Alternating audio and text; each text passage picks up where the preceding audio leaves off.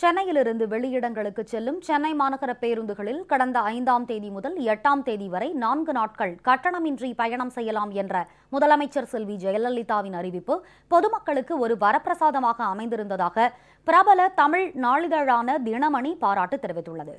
சென்னை, காஞ்சிபுரம் மற்றும் திருவள்ளூர் மாவட்டங்களில் கனமழை பெய்ததால் ஏற்பட்ட வெள்ளம் காரணமாக பாதிப்பு அடைந்துள்ள மக்கள் முதலமைச்சர் செல்வி ஜெயலலிதா உத்தரவின் பேரில் மேற்கொள்ளப்பட்ட போர்க்கால நடவடிக்கைகளின் காரணமாக வெள்ள பாதிப்பில் இருந்து மீட்கப்பட்டு நிவாரண முகாம்களில் தங்க வைக்கப்பட்டுள்ளனர். இவர்களுக்கு உணவு மற்றும் குடிநீர் வழங்குவதுடன் மருத்துவ வசதிகளும் செய்து தரப்பட்டுள்ளன. இது மட்டுமின்றி வெள்ளத்தால் பாதிக்கப்பட்டு தங்கள் இல்லங்களிலேயே தங்கி உள்ளவர்களுக்கும் உணவு மற்றும் குடிநீர் வழங்கப்பட்டு வருகிறது.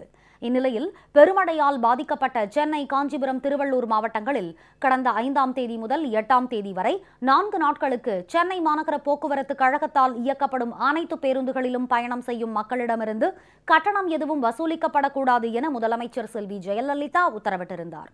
இந்த 4 நாட்களும் சென்னை மாநகர போக்குவரத்து கழகத்தால் இயக்கப்படும் பேருந்துகளில் கட்டணம் ஏதுமின்றி மக்கள் பயணம் செய்யலாம் என்றும் முதலமைச்சர் செல்வி ஜெயலலிதா தெரிவித்திருந்தார்.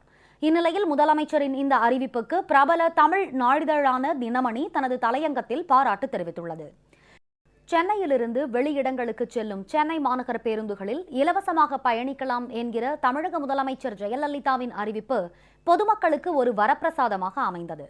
அந்த அறிவிப்பு வந்திருக்காவிட்டால் மக்கள் அடைந்திருக்கக்கூடிய அவலத்தை சொல்லி மாளாது. அவர்கள் காஞ்சிபுரம், செங்கல்பட்டு என அண்மை ஊர்களுக்கு பயணமானார்கள். சொந்த ஊர்களுக்கும் பயணமானார்கள்.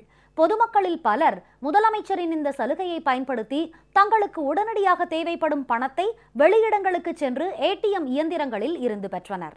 கட்டணமில்லா அறிவிப்பை முதலமைச்சர் வெளியிட்டிருக்காவிட்டால் நிவாரண முகாம்களில் இருப்போரின் எண்ணிக்கை 2 மடங்காக உயர்ந்திருக்கும் என்பதே உண்மை என தினமணி சுட்டிக்காட்டியுள்ளது.